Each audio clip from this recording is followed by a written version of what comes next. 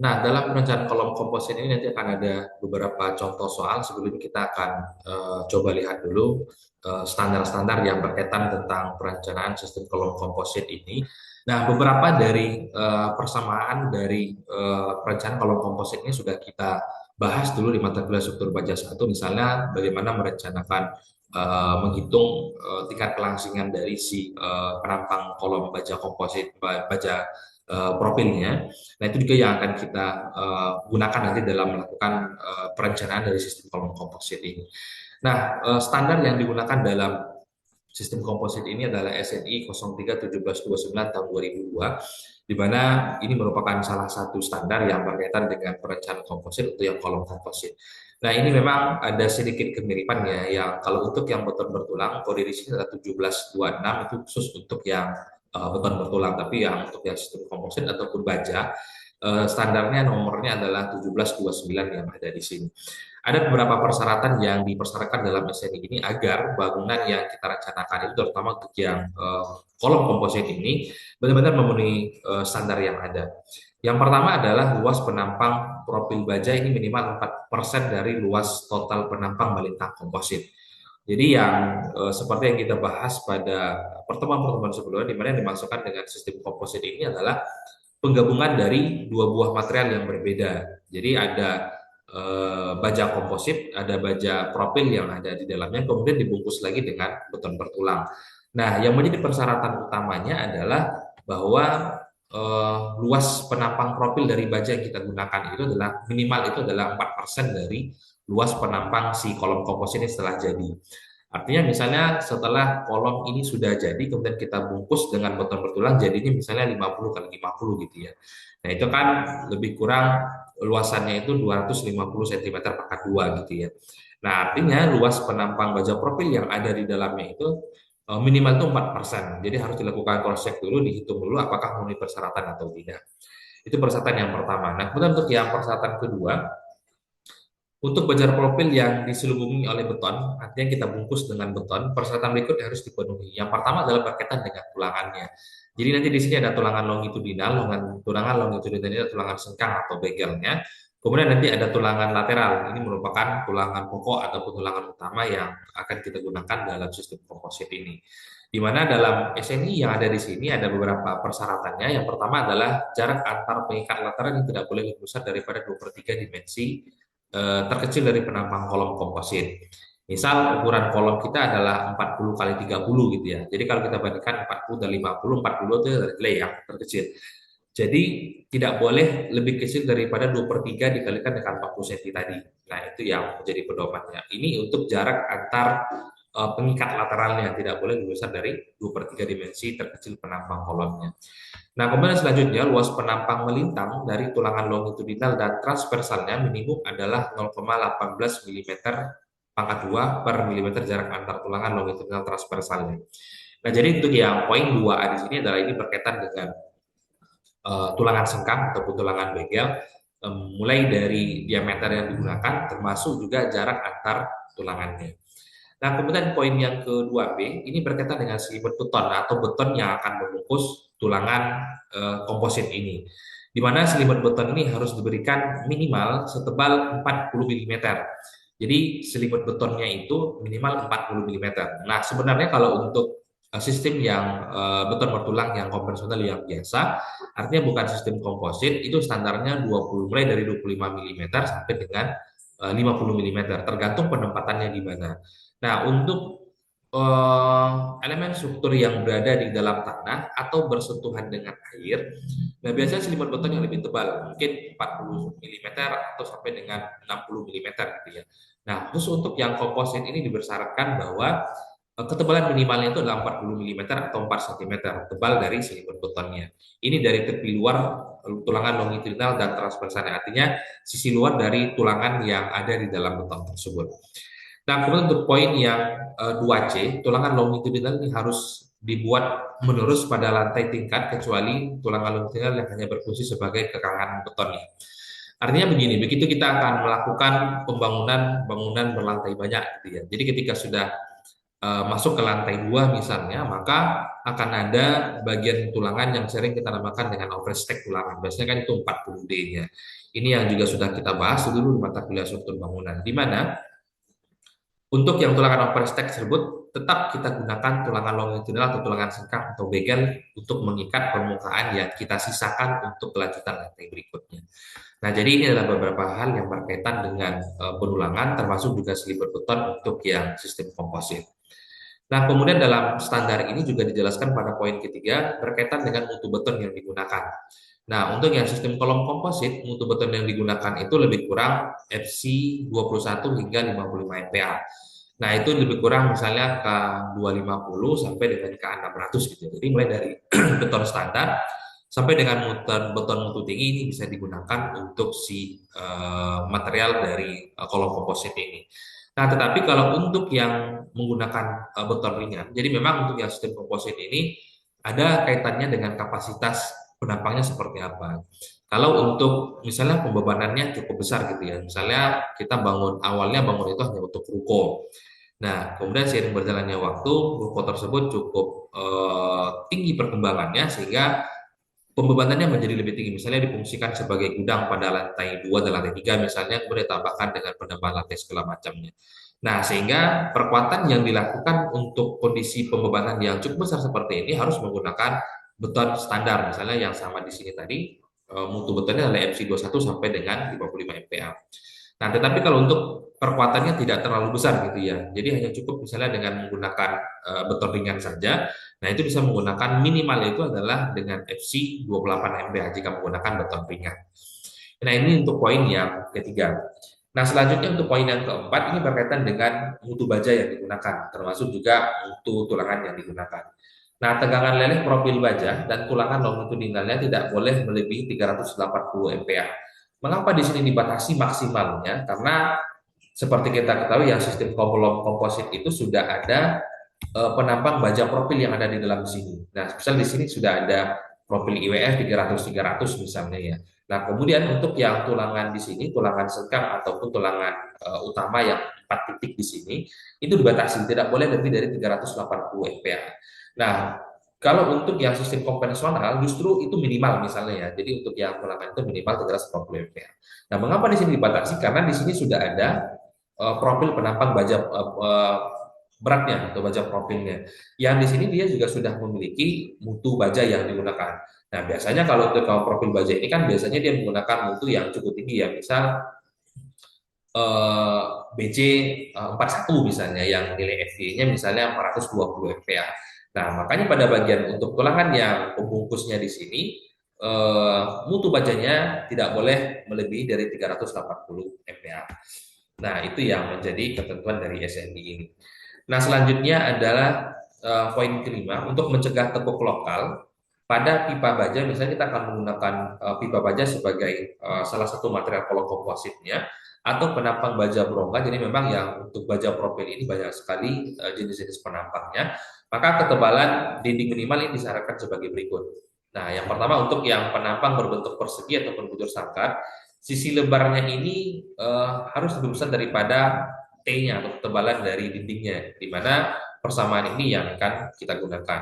Nah, sementara untuk penampang yang berbentuk lingkaran atau misalnya menggunakan pipa sebagai material kolom kompositnya, ini yang menjadi ketentuan dari ketebalan si dindingnya.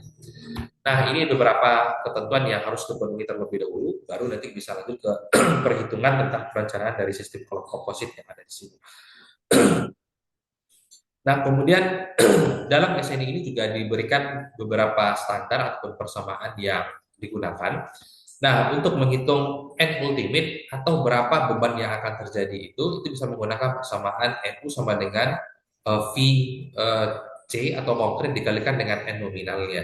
Artinya ini adalah seberapa besar beban yang akan terjadi pada sistem komposit yang akan kita hitung gitu ya.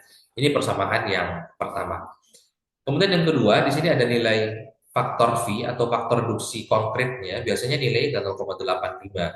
Nah, kemudian untuk menghitung N nominal yang ada di sini, untuk menghitung berapa kemampuan kapasitas dari penampang baja yang kita rencanakan dalam menahan pembebanan. Ini persamaan yang bisa digunakan, di mana rumusnya adalah AS dikalikan dengan FCR, di mana AS ini merupakan luas penampang profil bajanya, sementara untuk yang FCR di sini ini adalah tegangan tekan kritis dari betonnya. Nah, di sini ada lagi FNY dibagikan dengan omega ya di sini. Jadi SBM atau FNY ini tegangan leleh kolom komposit dalam kondisi komposit dibagi dengan nilai omega ya, di mana omega ini merupakan faktor tekuk yang terjadi pada penampang kolom komposit. Jadi ini persamaan yang 1231 bisa dilihat nanti dalam SNI 1729 tahun 2002. Nah, sementara untuk menghitung omega ini sudah pernah kita bahas dulu di mata kuliah struktur baja 1, itu berkaitan dengan berapa nilai lambda C-nya. Apabila nilai lambda C-nya ini nanti lebih kecil daripada 0,25, maka nilai omega yang digunakan adalah omega sama dengan 1. Nah, berikutnya apabila nilai lambda C ini terletak di antara 0,25 dengan 1,2, maka omega yang kita gunakan itu berdasarkan dari hasil perhitungan persamaan yang ada di sini. Nah, kemudian apabila nilai lambda C ini lebih besar daripada 1,2, maka ini nilai omega yang akan kita gunakan. Jadi ada 3 asumsi yang akan kita hitung. Jadi artinya kita harus hitung dulu berapa nilai lambda C atau tekukan yang terjadi pada penampang kolom komposit ini. Baru kita bisa menetapkan nilai omega yang kita gunakan pada bagian ini, nilai omega di bagian berapa. Nah, tahapan berikutnya dalam menghitung nilai lambda C-nya ini juga sudah pernah kita bahas dulu di mata kuliah struktur baja 1. Rumusnya adalah KC dikalikan dengan L, di mana di sini sudah diberikan KC ini merupakan faktor panjang efektif kolom.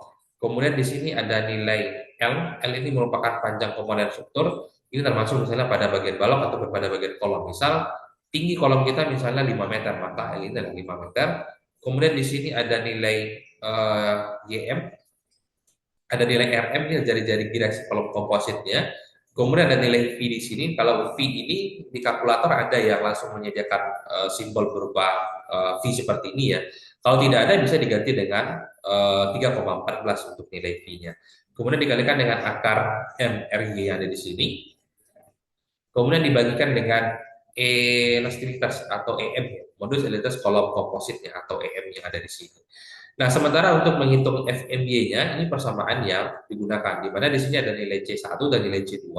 Di sini sudah ada ketetapan koefisien yang digunakan apabila dia untuk pipa baja, ini nilai C1, C2, dan C3-nya.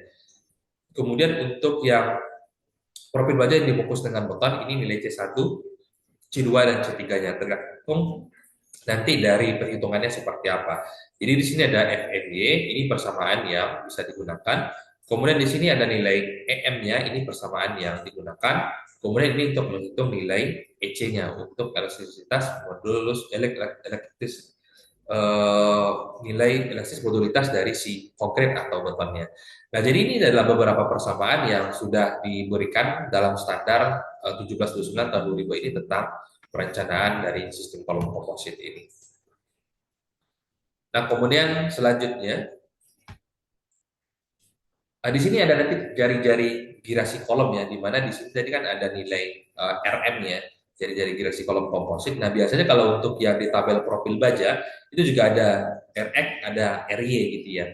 Nah, di mana jari-jari girasi kolom komposit ini diambil lebih besar daripada jari-jari girasi profil baja dan kolom betonnya. Nah, kemudian ini merupakan persamaan yang digunakan untuk menghitung nilai RM-nya, di mana RM sama dengan R-nya lebih besar daripada 0,3 B, di mana R ini merupakan jari-jari girasi profil baja dalam bidang tekuk. Nanti silakan dicek nanti di tabel profil bajanya. Kemudian B ini merupakan dimensi terluar kolom beton dalam bentuk bidang tekuknya. Nanti lebih jelas di contoh soal. Kemudian di sini ada catatan bahwa kuat tekan maksimum yang dipikul oleh beton ini harus diambil sebesar 1,7 dikalikan dengan faktor reduksinya, dikalikan dengan FC absennya, dikalikan dengan AB. Di mana di sini ada faktor reduksi yang digunakan di sini adalah 0,6, kemudian AG-nya ini adalah luas daerah pembebanan. Nanti kita lihat di contoh soal. Nah, sekarang kita coba bahas contoh soal pertama tentang perencanaan dari sistem kolom komposit, di mana kalau kita perhatikan dari gambar yang ada di sini, bentuk penampang dari kolom ini adalah penampang berbentuk bujur sangkar atau persegi. di mana sisi terluarnya ukurannya adalah 50 cm kali dengan 50 cm. Kemudian profil baja yang digunakan di bawah di sini adalah WF 300-300, nanti keterangannya ada di ujung dari soal yang slide terakhir. Jadi yang bagian di dalam di sini ada baja profil, ukuran penampangnya adalah WF 300 kali 300. Nah, sementara untuk yang kolom jadinya setelah dibungkuskan dengan beton bertulang, dia menjadi ukuran 50 dikalikan dengan 50. Nah, kemudian di sini juga sudah diberikan data-data penulangannya bahwa untuk yang tulangan utamanya 4 titik sudut di sini dia menggunakan 4 diameter 22. Nah, sementara untuk yang tulangan sengkang atau tulangan begel ini menggunakan diameter 10 dengan jarak 250 mm. Nah, selain itu di sini juga sudah diberikan data lainnya seperti selimut betonnya di sini adalah 4 cm atau 40 mm. Kemudian di sini ada nilai KL-nya, pajak tekuk dari si kolom ini 3,6 meter. Kemudian di sini yang mutu beton yang digunakan di sini adalah 25 MPa, sementara FY-nya adalah 400 MPa. Nah, kita diminta menghitung nanti berapa nilai kuat tekan rencana dari kolom komposit ini. Jadi nanti supaya bisa memprediksi kira-kira kemampuan dari si kolom komposit ini mampu menahan sekian ton misalnya, nanti lebih kurang seperti itu gitu. Nah, kemudian tahapan yang pertama yang mesti dilakukan itu adalah menghitung terlebih dulu luas penampang betonnya atau luas penampang komposit ini setelah jadi. Dimana kalau kita lihat dari gambar di sini kan satuannya masih dalam sentimeter, maka kalau kita konversikan ke dalam satuan milimeter karena di bawah di sini kebanyakan satuannya dari milimeter, maka dikonversikan ke dalam satuan milimeter semuanya. Jadi dari 50 cm, kalau kita konversikan ke dalam satuan milimeter di sini menjadi 500 dikalikan dengan 500, sehingga kita dapatkan nilai luas AC-nya atau A konkretnya ini adalah 250.000 mm pangkat 2. Itu ya tahapan yang pertama. Kemudian yang kedua, tahapan yang kedua itu adalah menghitung luas profil bajanya, profil baja WF yang ada di dalam beton bertulang ini. Nah, ini bisa diambil dari tabel profil bajanya, tergantung penampang yang kita gunakan itu ukurannya berapa, sehingga bisa diambil luas penampang yang ada di sini. Nah, tahapan yang ketiga adalah periksa terhadap syarat luas minimum profil baja, karena tadi dipersyaratkan dia harus lebih besar daripada 4%. Perbandingan antara luas penampang beton dengan luas penampang baja dengan luas penampang betonnya. Nah, ini kan sudah ada data-datanya, ada nilai AS, ada nilai AC. Di mana AS-nya itu adalah 11.980 mm pangkat 2. Nah, sementara AC-nya adalah 250.000 mm pangkat 2. Sehingga kita dapatkan nilai perbandingannya ini yang syarat luas minimum profil bajanya ini adalah 4,79. Artinya profil baja WF yang digunakan pada bagian sisi dalam di sini masih memenuhi persyaratan, artinya lebih besar daripada 4%. Jadi untuk poin yang pertama ini sudah memenuhi persyaratan atau sudah oke. Tahapan yang kedua adalah sesuai dengan standar yang kita bahas di awal tadi, berkaitan dengan syarat jarak sengkang atau pengikat lateralnya. Jadi yang untuk tulangan longitudinal atau tulangan sengkangnya, tadi dipersyaratkan bahwa dia harus lebih kecil daripada 2/3 dari luas penampang terkecil. Kebetulan di sini luas penampang baja kita ini sama ya, 50 dikalikan dengan 50. Tetapi jika seandainya nanti ukurannya adalah 40 dikalikan dengan 50, maka ambil yang terkecil di sini adalah 40-nya atau 400 mm-nya. Nah, di mana di sini sudah diberikan bahwa jarak sengkangnya itu adalah 250 mm. Nah, sehingga kalau kita lihat nilai dari 2/3 dari luas penampang terkecil dari kolom ini adalah 333,3 mm. Nah, sementara jarak sengkang kita direncanakan di sini adalah 250 mm pangkat 2. Artinya poin di sini masih memenuhi persyaratan. Nah, jika seandainya di sini tidak memenuhi persyaratan, maka memang luas jarak antar tulangannya di sini atau pada bagian ini perlu direvisi, apakah diperkecil ataupun diperbesar. Nah, tentu ini akan berkaitan dengan luas penampang terkecil dari kolom kompositnya. Nah, begitu juga untuk yang persyaratan pertama tadi, apabila syarat luas minimum ini tidak sampai misalnya sampai dengan 4%, maka juga perlu dilakukan penggantian luas penampangnya. Apakah mungkin baja profilnya yang perlu diganti luasannya, atau mungkin luas penampang beton bertulangnya yang perlu dilakukan penggantian luasannya. Nah, itu jika seandainya tidak memenuhi persyaratan. Nah, kemudian selanjutnya adalah periksa luas tulangan longitudinalnya. Nah, di sini kan sudah diberikan data-data mengenai tulangan dari beton bertulangnya yang akan membungkus profil baja yang ada di dalamnya. Nah, cara untuk menghitung jarak antar tulangan longitudinalnya itu adalah 500. Ini merupakan luas penampang dari si kolom kompositnya. Diambil nilai yang terkecilnya, jadi diambil 500 atau 50 cm dikurangkan dengan 2 kali 40. 40 ini adalah selimut betonnya. Kalau kita lihat kan yang ini ada selimut betonnya, selimut beton itu jarak dari pinggir tulangan ini ke sisi luar dari betonnya. Jadi ada dua, jadi yang sisi atas selimut betonnya 4 cm atau 40 mm, di bawah juga sama. Selimut betonnya juga 40 mm. Nah, ini yang datang dari 2 kali 40 ini. Jadi 2 kali selimut betonnya atas dan bawah. Kemudian dikurangkan dengan 2 kali 10. 10 ini merupakan diameter tulangan sengkangnya. Diameter 2 kali diameter 10, jadi yang diameter 10 untuk atas, diameter 10 untuk bawah, kemudian dikurang dengan diameter 22. Jadi untuk yang tulangan utamanya hanya dikurangkan dengan sekali saja, tidak dikurangkan dengan dua ya. Jadi cukup dikurangkan dengan sekali saja. Sehingga di sini kita akan dapatkan jarak antara tulangan longitudinalnya itu adalah 378 mm. Nah, kemudian luas tulangan longitudinalnya di sini kan sudah ada diberikan data ya bahwa untuk tulangan longitudinalnya dia menggunakan diameter 22. Itu bisa kita hitung luasannya bahwa untuk satu diameter tulangan ini luasannya adalah segini. Sehingga kita bisa bandingkan apakah memenuhi persyaratan dari yang sudah kita hitung di awal di sini. Nah, jadi ini kan kalau kita lihat ini kan masih memenuhi persyaratan ya. Jadi 3 poin di sini masih memenuhi persyaratan. Nah, seperti tadi apabila tidak memenuhi persyaratan dari perhitungan luasannya, maka perlu dilakukan penggantiannya. Nah, penggantian itu bisa penggantian dari diameter tulangannya atau mungkin mengganti diameter dari penampang betonnya. Mungkin apakah ini dibesarkan atau diperkecil. Yang penting persyaratan-persyaratan dalam SNI tadi ini bisa terpenuhi terlebih dulu. Dan baru kita bisa melanjutkan perhitungan tentang perencanaan berikutnya. Nah, karena kebetulan ini sudah memenuhi persyaratan, kita bisa lanjut ke perhitungan berikutnya. Yang berikutnya adalah periksa syarat tulangan lateralnya atau tulangan sengkangnya, di mana diameter tulangan sengkang tadi di sini adalah diameter 10 ya. Ini.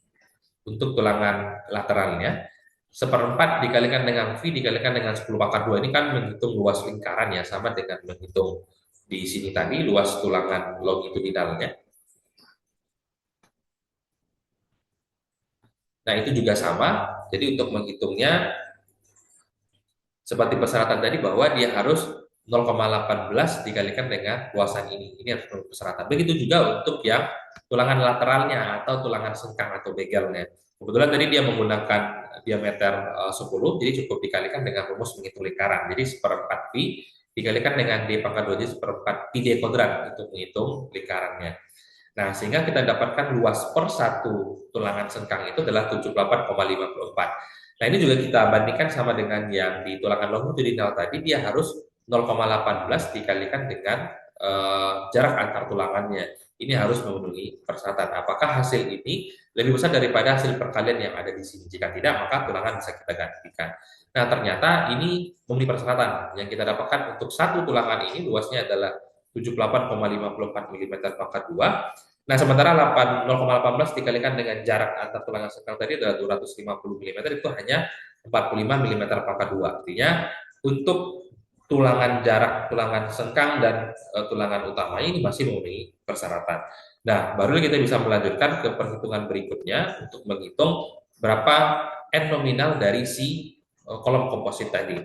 Ini merupakan data dari yang kita hitung di awal tadi, tetapi di sini dikalikan dengan 4 buah tulangan. Di mana tadi luas tulangan longitudinalnya kita hitung di awal tadi adalah 380,13 gitu ya untuk tulangan luasan per satu tulangannya ya ini. 380,13. Nah, kemudian karena tulangan ini ada 4 titik ini, 2 di atas, 2 di bawah, maka di sini dikalikan dengan 4. Maka luas tulangan longitudinalnya adalah 1520,52 mm pangkat 2. Selanjutnya luas neto beton atau luas penampang bersih beton setelah kita kurangkan dengan penampang baja kemudian juga dikurangkan dengan tulangan longitudinalnya, maka tersisa seperti ini. Jadi ini merupakan luas penampang beton tadi yang 250 dikalikan dengan 250, 500 dikalikan dengan 500 tadi. Kemudian ini merupakan luas penampang baja profil WF 300 kalikan dengan 300. Nah, kemudian ini merupakan luas tulangan longitudinal di mana tadi ada 4 tulangan ya. Nah, sehingga luas neto dari si beton yang ada di sini menjadi 236.499,78 mm pangkat 2. Nah, selanjutnya adalah untuk profil baja, karena yang menjadi persyaratan tadi ya, ada yang dua persyaratan tadi. Yang pertama yang di selubung beton, yang kedua dalam bentuk lingkaran. Nah, ada nilai C1, C2, dan C3 yang kita bahas di awal slide tadi. Kemudian ini persamaan yang bisa kita gunakan untuk menghitung berapa tegangan dari si kolom komposit ini, di mana persamaan ini sudah ada data-datanya, di mana FY-nya tadi adalah 240 MPa, kemudian C1-nya di sini adalah 0,7, FYR-nya di sini adalah 400 gitu ya. Nah, kemudian ini adalah nilai AR-nya yang bagian ini, kemudian di bawah di sini ada astilnya, kemudian ditambahkan dengan C2-nya, di mana C2-nya adalah 0,6, kemudian dikalikan dengan MC absen untuk beton yang digunakan di sini adalah 25 MPa, kemudian dikalikan dengan di sini ada AR, kemudian ada AT ya di sini. Di sini ada AC, diambil dari sini, kemudian di sini ada AS, ini luas penampang dari si bajanya. Nah, sehingga kita dapatkan nilai FEB-nya itu sebesar 571,66 ampere. Ini untuk menghitung tegangan dari tahapannya seperti ini. Jadi ini belum tahapan terakhir. Nah, selanjutnya adalah menghitung modulus elastisitas dari modifikasi, karena kita akan menggunakan dua material yang berbeda ya. Yang pertama adalah baja profil, di mana tadi menggunakan penambang WF 300-300. Kemudian ada beton bertulang yang kita gunakan di sana. Sehingga kita hitung kembali berapa modulus elastisitas modifikasi setelah kita gabungkan dua buah material tadi. Di mana ini persamaan yang digunakan, di mana untuk EM-nya sama dengan E ditambahkan dengan C3 dikalikan dengan C, dikalikan dengan AC dibagikan dengan AS. Ini sudah ada semuanya. Ini merupakan nilai E dari si baja profil, biasanya 200.000. Dikalikan dengan C3, tadi C3 sudah diasumsikan di awal di sini, bahwa nilainya adalah 0,6 ya, jadi C3 0,2. Kemudian dikalikan dengan EC dari beton, itu bisa dihitung seperti 4,5 dikalikan dengan akar FC absen kalau saya tidak salah, sehingga dapatkan nilainya adalah 24.100. Kemudian ini untuk yang nilai si AC-nya, ini untuk nilai si AS-nya. Sehingga kita dapatkan nilai EM-nya setelah kita gabungkan antara baja dengan beton bertulang, nilainya adalah 295.152,66 MPa. Jadi ini adalah nilai elastis modifikasi setelah kita gabungkan antara si baja profil dengan beton bertulang. Nah, selanjutnya adalah jari-jari girasi kolom komposit diambil nilai terbesar. Nah, di sini ada dua asumsi. Asumsi yang pertama adalah 0,3 dikalikan dengan B atau sisi lebar dari penampang kolom komposit kita tadi, di mana lebarnya tadi adalah 500 mm atau 50 cm dikalikan dengan 0,3. Sehingga kita dapatkan nilainya adalah 150 mm. Kemudian yang kedua, berdasarkan dari nilai RY. RY ini bisa didapat dari tabel profil baja. Jadi yang masing-masing baja itu akan memiliki nilai RX, akan memiliki nilai RY. Jadi bisa diambil dari tabel profil bajanya. Nah, berdasarkan dari tabel profil baja, nilai RY-nya itu adalah 75,1. Nah, sementara yang dipersyaratkan di sini adalah diambil nilai yang terbesar, di mana nilai yang terbesar di sini adalah 150 mm. Jadi ini akan kita gunakan sebagai nilai RM untuk menghitung berapa kapasitas kuat tekan nominal yang akan mampu ditanggung oleh si kolom komposit yang akan kita rencanakan ini. Nah, selanjutnya adalah menghitung berapa kuat tekan kolom komposit yang akan kita dapatkan. Ini persamaan yang sudah ada pada slide sebelumnya untuk menghitung nilai lambda C-nya terlebih dahulu, di mana ini berkaitan dengan si panjang kolom komposit, kemudian juga beberapa data yang sudah kita hitung di awal tadi. Di mana di sini ada nilai KC dikalikan dengan L, tadi sudah diasumsikan di awal bahwa ada nilai KL-nya itu adalah 3,6 meter, kita konversikan menjadi milimeter menjadi 3.600. Kemudian di sini ada FEB ada 571,66. Di sini juga sudah dikonversikan ya, kalau kita lihat ke sebelumnya di sini sudah ada ya.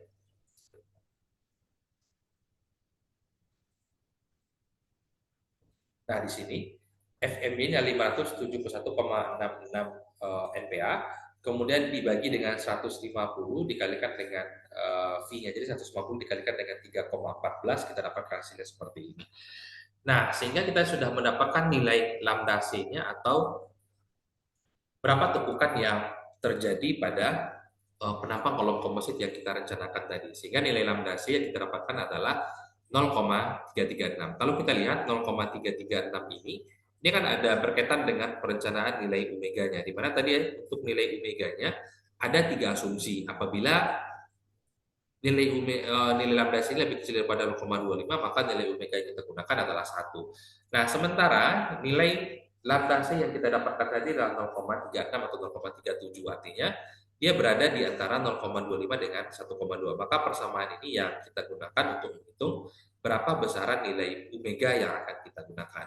Nah, sehingga berdasarkan dari persamaan yang ada tersebut, kita bisa menghitung berapa nilai omega yang didapatkan. Itu berdasarkan dari persamaan di sini. Jadi yang kita gunakan di sini sebagai koefisien terluar adanya nilai dari lambda C-nya. Jadi ini persamaannya, kemudian dikalikan dengan lambda C-nya. Sehingga kita dapatkan nilai omeganya itu adalah 1,04. Selanjutnya adalah nilai FCR-nya, ini merupakan perbandingan antara FMY dibagikan dengan nilai omeganya. FMY tadi adalah 571,66 dibagikan dengan 1,04 ya. Sudah kita dapatkan di sini tadi. Sehingga kita dapatkan nilai FCR-nya itu adalah 549,67 mPa. Nah, barulah setelah ini kita bisa menghitung berapa N nominal yang akan terjadi. Jadi berapa kemampuan dari kolom komposit dalam menahan pembebanan yang ada. Nah, rumusnya tadi adalah AS dikalikan dengan FCR-nya, di mana AS dari baja profil tadi adalah 11.000. Jadi AS ini maksudnya A steel ya, itu kan baja ya. Jadi luas penampang bajanya 11.980 dikalikan dengan FCR-nya di sini tadi 549,67 mPa.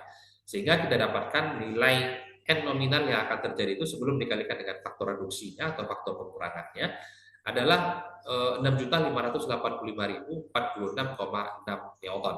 Ini N nominal.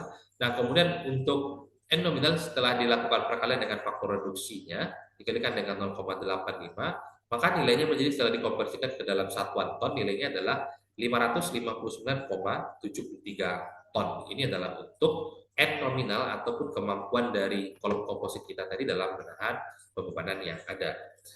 Nah, kemudian selanjutnya adalah kuat tekan aksial rencana dari profil WF-nya tadi adalah 300-300 adalah V dikalikan dengan NNS-nya 0,85 dikalikan dengan luas penampang profil bajanya itu adalah 11.980 dikalikan dengan 240 mPa. Ini merupakan mutu baja dari profil 300-300 ini tadi.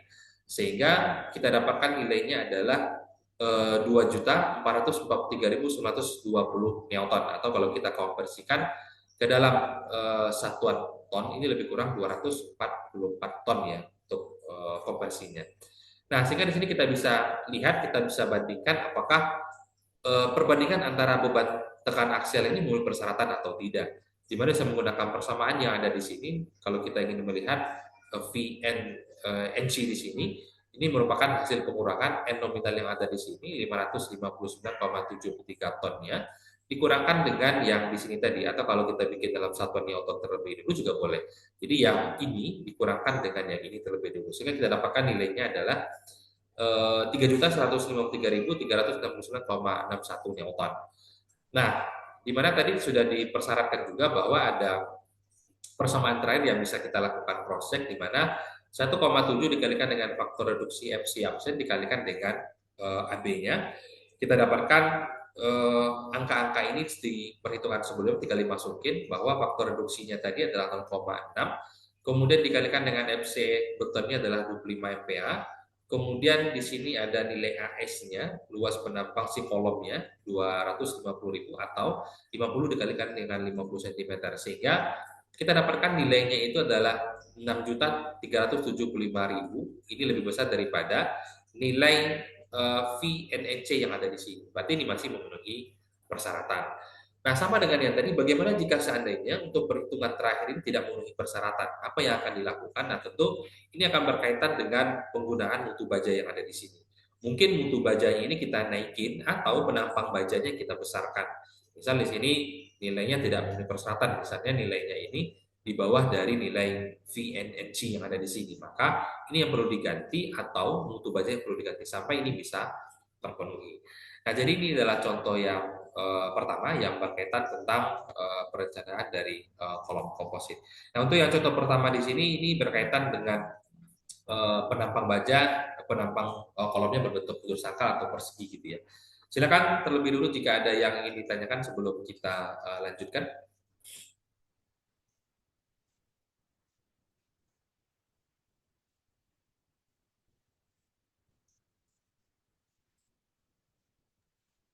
Nggak ada, Pak. Baik, kalau tidak ada, kita coba lanjutkan untuk contoh soal yang kedua.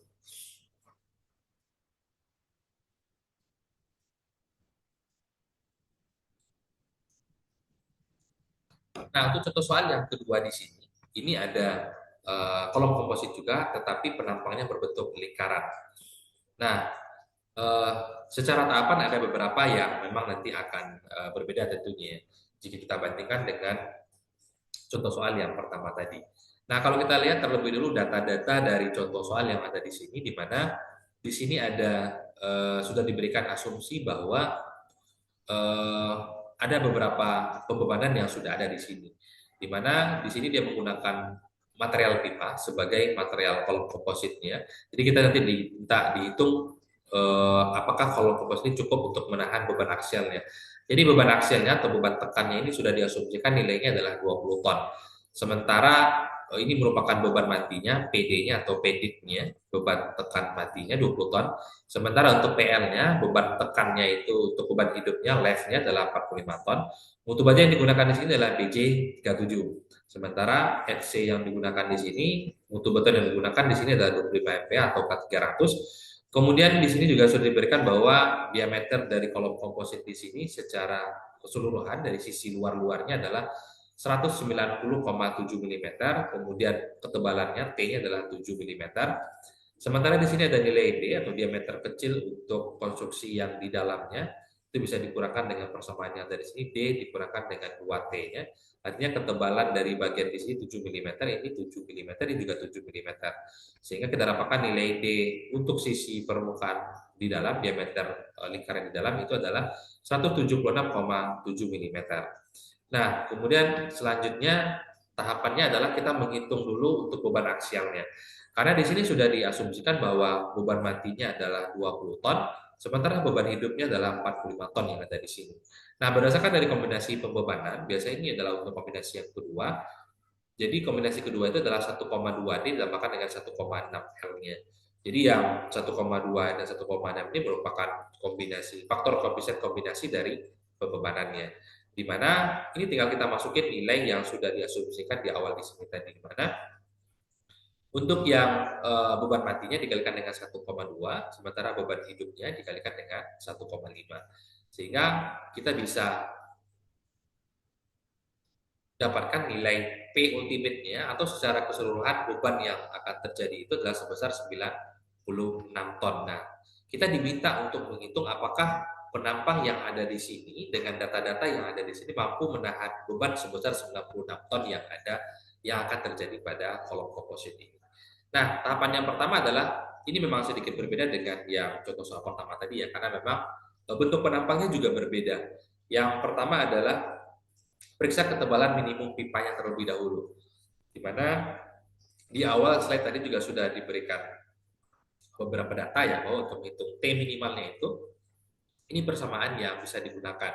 Di mana D-nya tadi adalah 190,7 mm dikalikan dengan akar FY-nya, di mana FY dari BJ37 itu adalah 240 MPa, kemudian dikalikan dengan 8 dikalikan dengan E, di mana E untuk baja itu selalu 200.000 MPa gitu ya.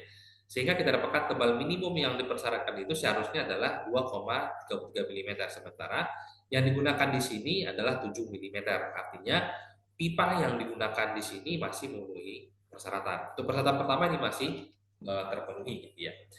Nah, selanjutnya adalah periksa luas penampang minimum profil, di mana tadi juga sudah dipersyaratkan bahwa nilainya itu minimal adalah 4% atau 0,04. Nah, untuk yang penampang lingkaran bisa menggunakan persamaan yang ada di sini. Nah, di mana rumus AS-nya atau astilnya adalah seperempat pi D besar pangkat 2 dikurangan dengan D kecil pangkat 2.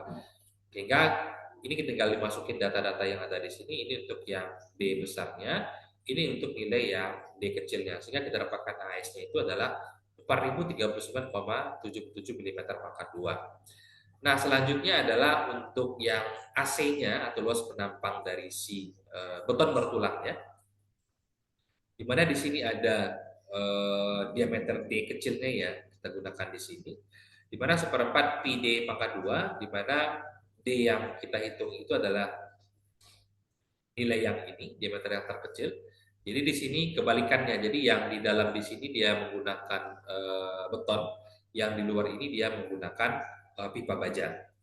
Nah, sehingga kita dapatkan nilai AC-nya, luas penampang beton yang ada di sini, lingkaran yang ada di sisi dalam di sini, nilainya adalah 244.522,4 mm pangkat 2. Nah, kemudian kita bandingkan apakah memenuhi persyaratan lebih besar daripada 4% atau tidak. Nah, karena di sini dia menggunakan penampang berbentuk lingkaran ya, perbandingannya atau persamaan yang digunakan di sini juga berbeda. Di mana di sini perbandingannya adalah AS dibagikan dengan AS tambahkan dengan AC. Sehingga kita dapatkan nilainya adalah 0,141 atau ini lebih besar daripada 0,04. Ini kan kalau kita kalikan dengan 100% dengan 1 kan 14,1 ya. Artinya ini lebih besar daripada 4% tadi. Nah, jadi yang kedua ini masih memenuhi persyaratan, ini berkaitan dengan luas penampang minimum profil bajanya. Jadi penampang minimum profil baja yang akan membungkus dari si kolom beton yang ada di bawah ini masih memenuhi persyaratan.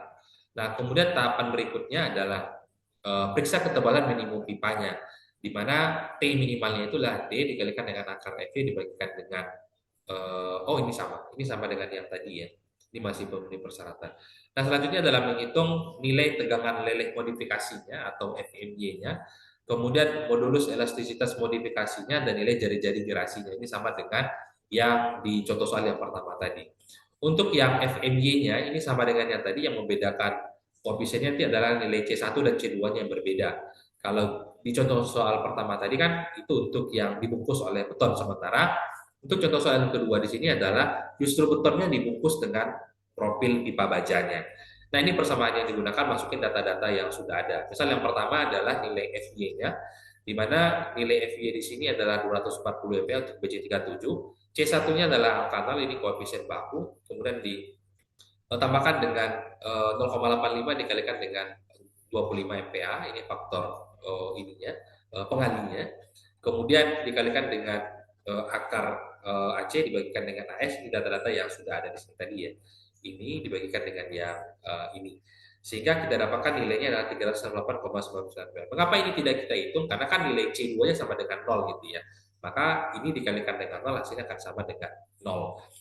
Nah, sehingga kita dapatkan nilai FMB-nya adalah 368,99 MPa. Nah, kemudian selanjutnya menghitung nilai EC-nya atau nilai elastis modulitas dari si konkretnya. Ini persamaan yang bisa digunakan.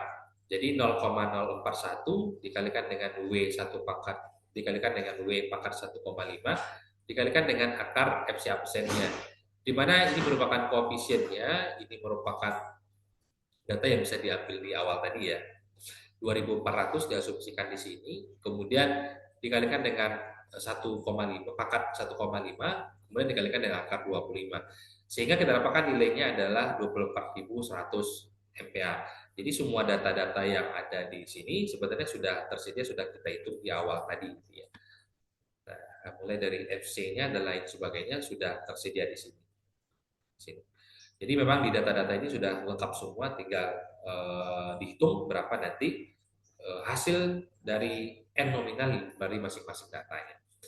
Nah, kemudian selanjutnya untuk yang EM ini merupakan elastisitas dalam kondisi modifikasi, artinya sudah kita gabungkan antara si beton dengan E dari si baja profilnya. Sehingga kalau kita lihat di sini rumusnya adalah E ditambahkan dengan C3 dikalikan dengan EC dikalikan dengan AC dibagikan dengan AS. Ini data-data juga sudah ada semua. Nilai E dari baja itu adalah 200.000 MPa. Nilai C3-nya adalah 0,4, nilai EC dari beton adalah 24.100. berdasarkan dari ini, kemudian dikalikan dengan perbandingan antara AC dibandingkan dengan AS. Sehingga kita dapatkan nilai E modifikasinya itu adalah 254.517 MPa. Nah, selanjutnya adalah nilai RM dari pipa di sini sama dengan nilai R pipanya 65 mm. Kalau di data tadi tidak ada, ini bisa dilihat dari tabel profil bajanya, di mana tadi sudah ada diameter yang digunakan termasuk juga ketebalan yang digunakan gitu ya. Di sini digunakan adalah 65 mm untuk nilai RM-nya. Tetapi tidak kurang dari 0,3 dari D-nya yang sudah dipersyaratkan tadi, di mana nilai D diameter T besarnya tadi adalah 190,7 dikalikan dengan 0,3-nya, sehingga kita dapatkan nilainya adalah 57,21. Ya, ini yang dipersyaratkan, sementara nilai R pipa kita itu adalah 65 mm, artinya lebih besar daripada yang dipersyaratkan. Apabila tidak memenuhi persyaratan, maka ganti diameter yang lebih besar gitu ya, atau diameter lebih kecil, yang penting ini memenuhi persyaratan 0,3 D yang ada di sini. Nah, barulah selanjutnya kita menghitung berapa nilai tekukan yang terjadi dari penggunaan kolom komposit dalam bentuk penampang lingkaran ini. Rumusnya sama dengan yang tadi, nilai lambda C sama dengan KL dibagikan dengan YM, dibagikan dengan V, dikalikan dengan akar FMY, dibagikan dengan EM. Masukin data-data yang sudah kita hitung tadi ke dalam persamaan yang ada di sini. Ini untuk yang KL-nya. Jadi panjang kolomnya adalah 4 meter, dikalikan dengan YM-nya di sini adalah 6 RM. YM sama dengan RM maksudnya.